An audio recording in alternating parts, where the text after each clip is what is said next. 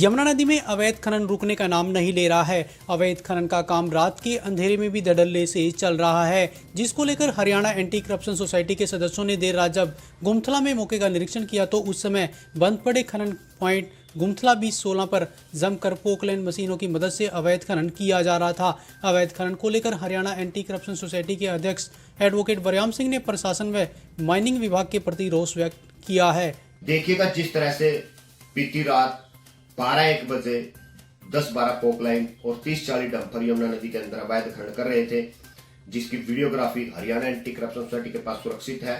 और जब इस अवैध खनन की सूचना डायल 112 को दी गई तो डायल 112 की जो टीम है वो यमुना नदी के तटबंध पर मौका पर पहुंची।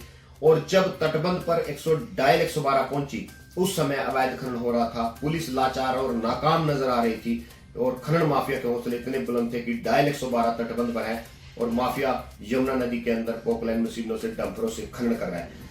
और मैं आपको बताना चाहूंगा कि बिना मिलीभगत अधिकारियों के अवैध खनन हो नहीं सकती। और जो अधिकारी मिलीभगत होकर के जिस तरह से यमुना नदी के अंदर पूरी रात पोकलाइनों से अवैध खनन करवा रहे हैं, वो कहीं ना कहीं अपने पद प्रतिष्ठा की गरिमा को तो ठेस पहुंचा ही रहे हैं, लेकिन वो हरियाणा सरकार को राजस्व का बहुत बड़ा नुकसान कर रहे हैं। इसकी विशेष जांच होनी चाहिए, विशेष टीम से जांच होनी चाहिए, जहां हरियाणा सरकार ने अवैध खनन को रोकने के लिए इन्फोर्समेंट टीम, सीएम फ्लाइंग, उड़न दस्ता, ये सब की नियुक्ति किया। और उसके अलावा विभागीय अधिकारियों की भी ड्यूटी है कि वो खनन जो अवैध होती है उस पर रोक लगाए।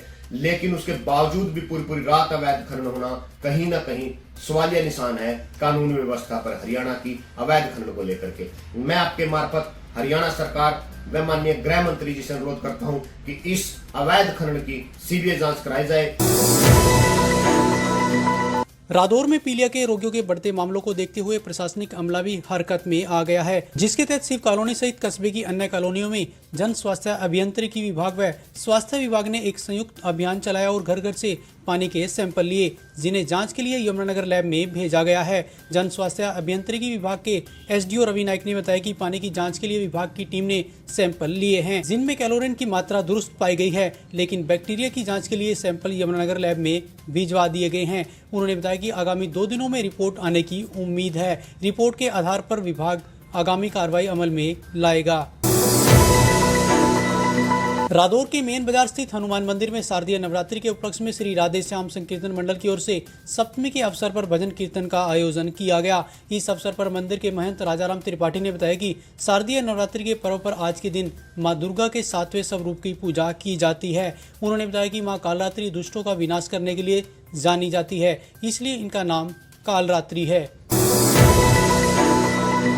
परल किंडरगार्टन विंग स्कूल में नवरात्रि व दशहरा पर्व धूमधाम के साथ मनाया गया। इस अवसर पर स्कूल परिसर को भव्य तरीके से सजाया गया था। स्कूल में मां दुर्गा की मूर्ति स्थापना कर पूजा अर्चना भी की गई, जिसके बाद बच्चों द्वारा मां की भेंटों पर सुंदर नृत्य प्रस्तुत किया गया। इस मौके पर स्कूल मुखिया स्वाति गोयल ने बच्चों को रामायण के ज्ञान के बारे में भी विस्तार से जानकारी दी।